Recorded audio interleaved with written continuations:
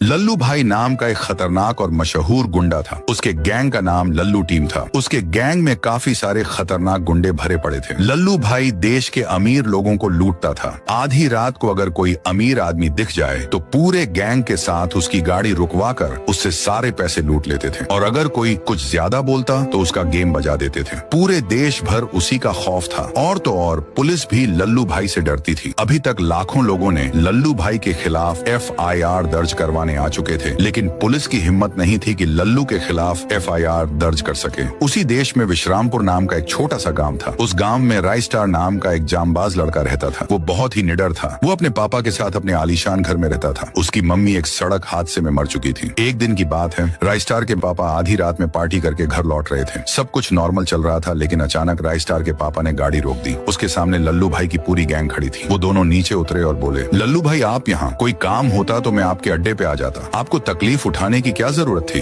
लल्लू भाई बोला, अब मैंने यहाँ आकर तकलीफ तो उठाई है, इसलिए जरा अपना मोबाइल, गहना और जितने भी पैसे पास में हैं सब मुझे दे दो। तो राइस्टार के पापा गुस्से से बोले, इज्जत रास नहीं आती क्या बूढ़े, चुपचाप सामने से हट जा, वरना कल की सुबह तू नहीं देख पाएगा। लल्लू भाई जोर जोर से हंसने लगा और अपनी पिस्टल निकालकर 2 गोली में वहीं चित्त कर दिया।